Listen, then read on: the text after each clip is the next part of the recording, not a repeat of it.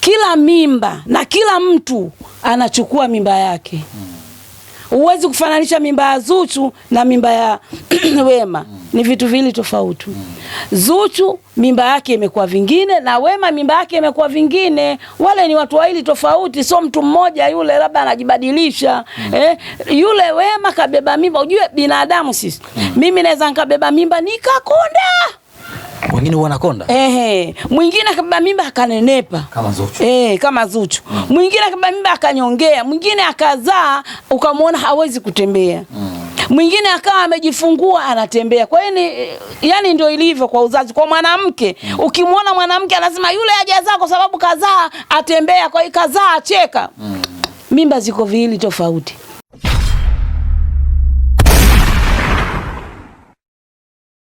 Na hali gani na karibu mfuatiliaji wa YouTube channel ya Nyundo TV. Hapa ni exclusive interview na miongoni mwa wasanii, miongoni mwa wamama, miongoni mwa walezi, miongoni mwa watengeneza barabara ambao wana vingi binafsi ungetamani uvisikie kutoka kwao juu ya mazuri ambao wamekuwa wakifanya kwenye karia yao ya uigizaji kila kukicha. Leo tunakwenda kuzungumza na miongoni mwa watu ambao wamefanya makubwa kwenye industry yetu ya uigizaji. Wamechonga barabara. Kuna wanawake wengi wameingia kwenye kiwanda cha filamu kwa kutazama vile ambavyo yeye alikuwa anatazama.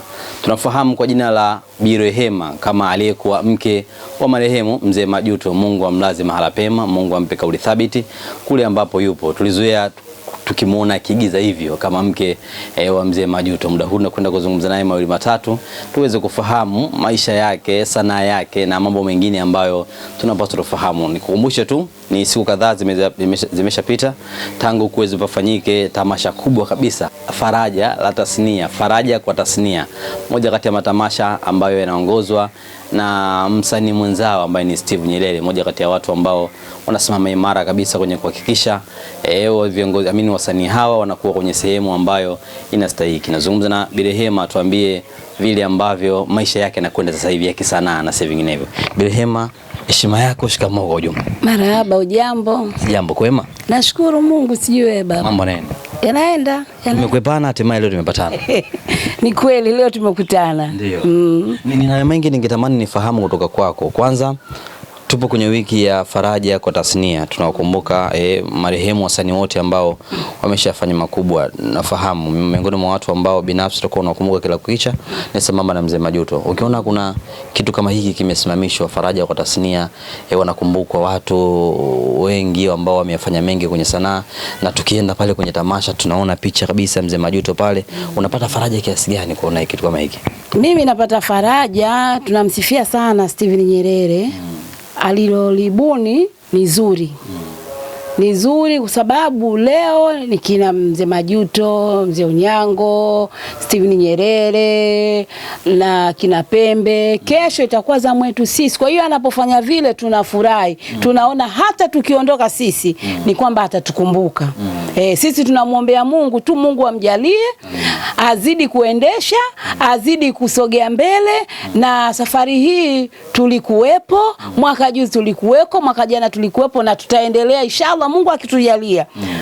Tutakapofika mwaka mwingine akiandaa tutaenda, kwa sababu tunaenda pale tunakumbuka tulipotokea. Kwa sababu kama mimi wasanii wenzangu nilianza nao sanaa wengi wameondoka. Kina marehemu Majuto, marehemu Mwanachia, marehemu Pembe, wengi wanawake kwa wanaume, kina Mzee Pwagu, Mama Ambiliki, wote nakumbuka wao ndio tulianza nao sanaa. Kina Mzee Small. Kwa hiyo nafarijika ninapoona vile. Nafurahi, nakumbuka mbali, nasema lakini Mwenyezi Mungu amlinde Steve Nyerere, azidi kuendeleza hivyo. Leo amewakumbuka wale, kesho atatukumbuka sisi tukiondoka. Steve Nyerere mathalani akabahatika kuiona hii video, maneno gani mazuri ya kuweza kumwambia kwa namna ambavyo nasimama imara kwenye kuhakikisha kila mwaka jambo hili linafanyika? Mimi kwanza nampa hongera. Alafu mimi nasema hivi, niko naye pamoja. Mwenyezi Mungu amjalie kila mwaka ili jambo liendelee. Asisikilize maneno ya watu, yeye aendelee afanye tu, kwa sababu anatupa faraja hata sisi tulokuwa duniani, maiti watarajiwa. Kwa hiyo tunasema mimi nikiondoka Steve Nyerere hata akiweko atatukumbuka, kwa sababu anatufanyia maulidi, anatufanyia dua, Wakristo anafanyia mambo yao. Kwa hiyo tunamshukuru Mungu anavyofanya sisi. Mimi namuombea tu apate umri mrefu, azidi kuwaombea hata wale marehemu kule. Kwa sababu Dini ya Kiislamu, ya Kikristo zinasema hivi, maiti anapokufa, yani marehemu ukifa, yani mtu anofariki akifa. Kwa hiyo ikiwa unamtilia ubani, unamrehemu, kule alipo anajua fulani mimi kanirehemu. Kwa hiyo Mungu, hebu usimlete yule mtu. Kwa nini?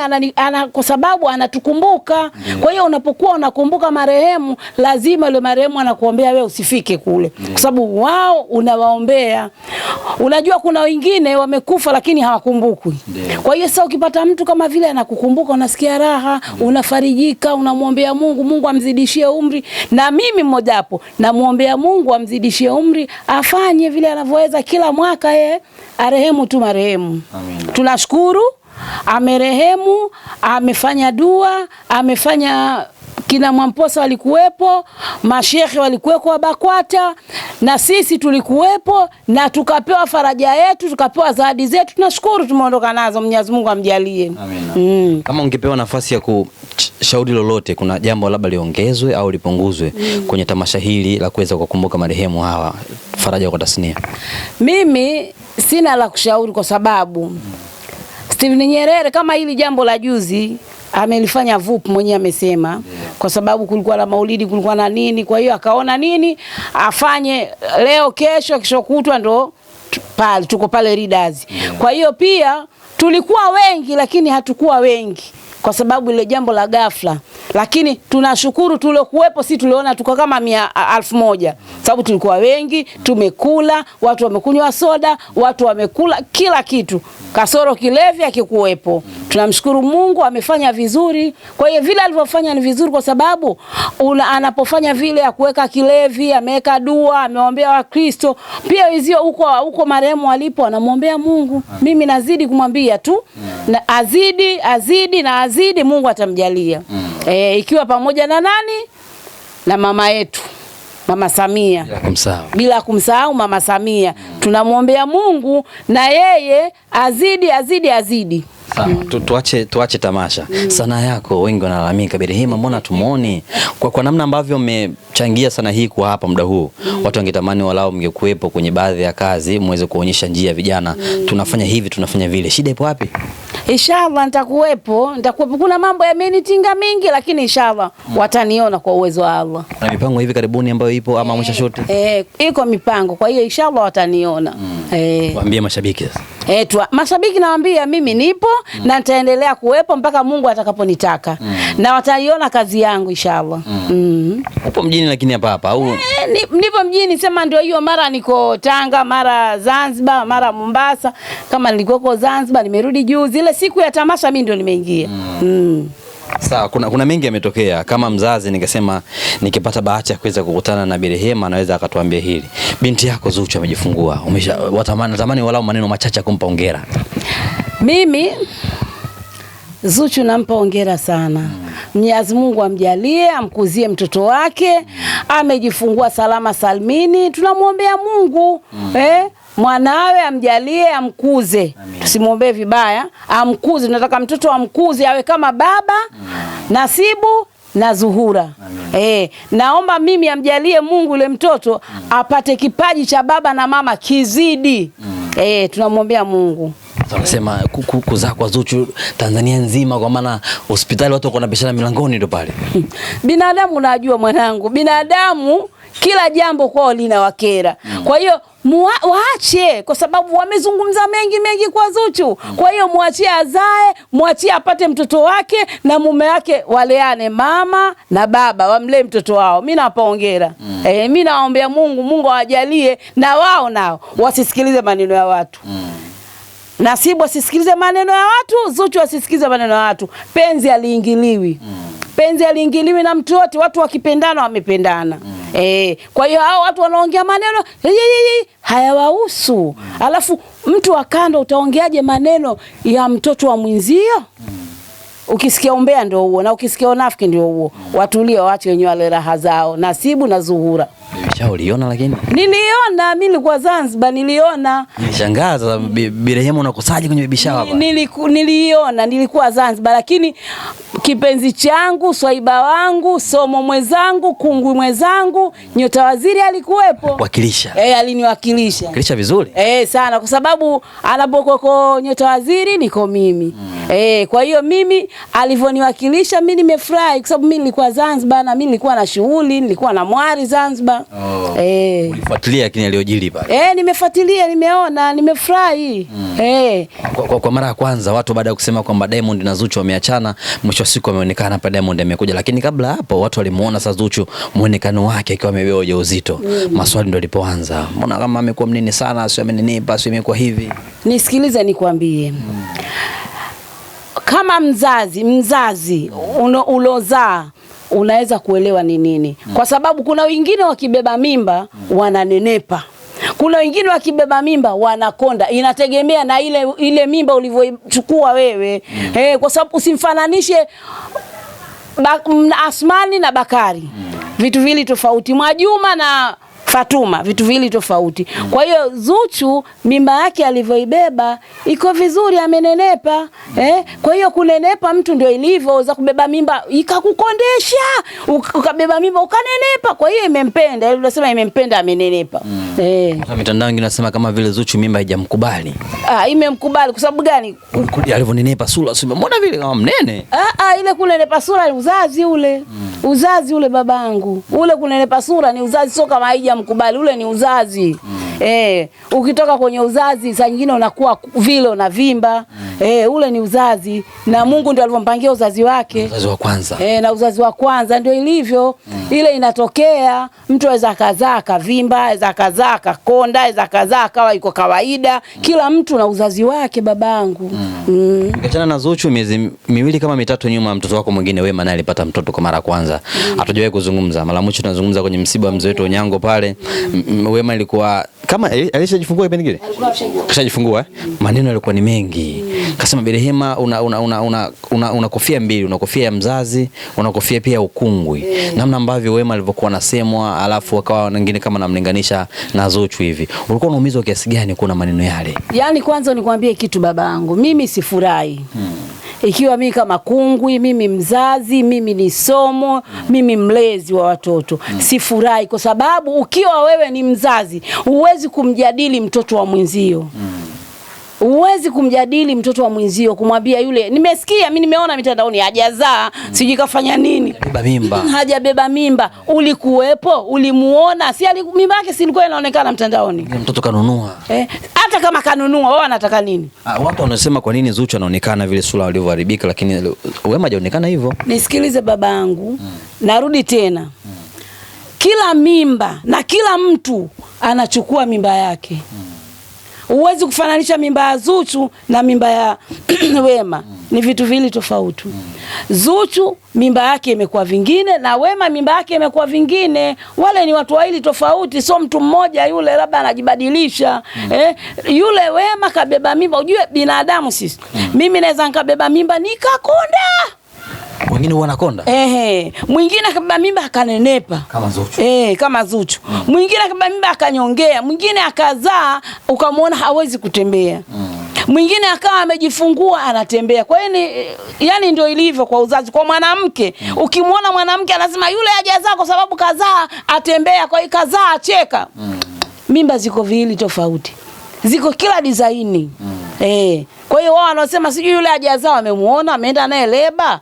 Wanasema Zuchu alivyojifungua siku ya 2 ama siku moja baada ya kujifungua alikuwa anatembea kwa yani kama ana maumivu hivi kama vile kwenye kidonda, lakini Wema na muziki alicheza. Nashangaa inakuaje mtu kajifungua anacheza muziki kama hivyo. Jamani, mimi nasema wasimjadili, wamuache mtoto wa mwenzao. Kwanza unamtia mtoto wa mwenzao midomoni jamani, maneno chungu nzima ya nini? Ndo manuksi, ndo watu manuksi hao wanafanya hivyo. Kwa hiyo waache wale watoto. Wema wamuache, Zuchu wamuache. Wema wamuache na raha zake na mtoto wake na mume wake, na Zuchu naye wamuache na raha zake na mtoto wake. Wasiwaingilie, waache watoto wale watoto wao. Wale waache wale watoto wao. Nyinyi haiwahusu wala yani mimi nashangaa kwa jaji, watu wengine watu wazima wanazungumza masuala ya Zuchu, masuala ya Wema, inahusu nini? Waache. Mimi nasema jamani, wakati Wema amejifungua wakasema Wema ndio Tanzania sweetheart, kipenzi cha Watanzania. Ilivyogeuka Zuchu wakasema sio Wema bwana Zuchu. Sasa ndio uone kama sisi binadamu tunalana. Kwa sababu ndio binadamu sisi, waweza ukafanya hili mtu akakusifia, akawa anakukandia umekufa yule mtu. Alikuwa mtu mzuri sana, alikuwa anapenda watu sana, kwa sababu umekufa. Lakini ulivyokuwa mzima alikuwa hakutaki, anakuchukia, anakusema, anakusengenya, lakini ukishaenda kaburini tu atakusifia vizuri. Kwa hiyo hii sisi ni binadamu ndio tulivyo. Walimsifia Wema, wakampa hongera Wema, kaja Zuchu wamemsifia, na akitokea mwingine akizaa watamkandia Zuchu. Kwa hiyo hii ni kawaida ya binadamu, waachie. Wema kachukizwa. Mmemsikia Mama Wema, lakini mimi nasema hivi, Mama Wema aachane naye, binadamu wote aachane nao, kwa sababu binadamu sisi hatuna wema. Jambo dogo linakuwa kubwa, kubwa linakuwa dogo. Kwa hiyo asibishane nao hao watu walomsema Wema, waone kama wapumbavu tu. Aone kama wapumbavu. Mmemwona, na lazima ikiwa kama mzazi ujisikie vibaya. Mwanao anapozungumziwa, wewe ni mzazi, lazima uumie. Kwa hiyo mimi simuoni kama kafanya vibaya vile anavyozungumza mtandaoni. Ni sawa, ni mzazi, mwana kilichotoka tumboni kinauma. Wewe kama kungu, kama mzazi, ukiona watu hawa wanamsema Wema design hii ambaye mwanzoni walikuwa wanamsifia, sasa hivi wamehamia kwa Zuchu, unajisikiaje? Na wengine watu wazima kama walivyosema. Mimi sijisikii vizuri. Sijisikii vizuri, najisikia vibaya kwa sababu sio binadamu ulio. Yule mtoto watu ameshajifungua, ameshakaa vizuri, yuko na mtoto wake na mtu wake. Nyinyi sasa hivi amejifungua Zuchu, mnazungumza maneno mengine, sio vizuri. Mimi nawasihi tu waache maneno hayafai, watulie, waache. Kama wanamtaka Zuchu waende hospitali, wanamtaka Wema waende nyumbani wamfuate wakamsalimie. Wasizungumze tu kwa sababu hawajaenda kuwaona. Waende wakawaone, na labda kama mtu labda anasema Wema hajazaa, wende wakamfuate hajabeba mimba. Kwani alikuwa hamuoni mtandaoni na tumbo lile? Mbona mimi nilimuona mtandaoni na tumbo? Si alionekana? Sasa ujue binadamu tu si watu wazuri. Wakae wasiwaseme watu waachiwe wale raha zao. Mimi nasema wote wivu. Wivu. Kuna ile video inaonekana Zuchu ameshachukuliwa kutoka hospitali kwenda nyumbani, akapelekwa Mama Dangote. Alafu kuna sehemu kama Zuchu alimwamkia Mama Dangote, "Mama shikamoo," sauti jasikika. Alafu baadaye akamwambia, "Nimekuletea mke mwenzako," pia sauti kama jasikika. Watu wakasema Mama Dangote kama hajapenda hivi, labda hana mapenzi na Zuchu. Bwana, mimi nimeona ameitikia. Umesikia? Mimi nimeona ameitikia na akampokea, akaambia nimekuletea mke mwenzako, akasema nimemuona, ngoja nimchukue. Akamchukua akamshika. Lakini ndio binadamu, nimekwambia mwanangu, binadamu wanataka kuyazusha mingine. Wanataka kuzusha mingine, lakini binadamu ndio kawaida. Achana nao binadamu. Wamuache tu Zuchu, wasiseme sijui Mama Dangote nini. Ndio yale ninasema mimi, hayawahusu mambo ya familia. Utaingiliaje mambo ya familia? Hayawahusu kweli. Lakini inawezekana kweli Mama Dangote akawa mpendi Zuchu mkwewe.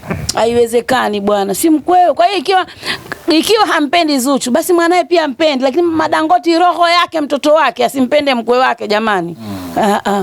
Maana walianza kusema kwa nini yeye kwenye baby shower hajaenda.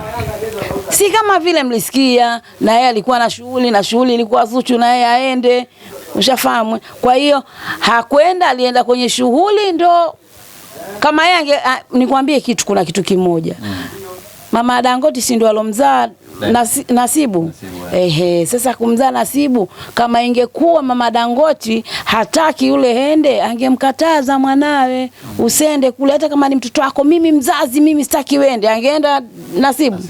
Asingeweza kwenda. Kwa hiyo tusiingilie mambo ya watu. Tusiingilie mambo ya Zuchu, wala mamake Zuhura, wala ya mamake Diamond, wala ya Diamond mwenyewe tusiingilie, tuache. Wala ya Wema tuyaacheni. Mimi nawaambia tu binadamu waache.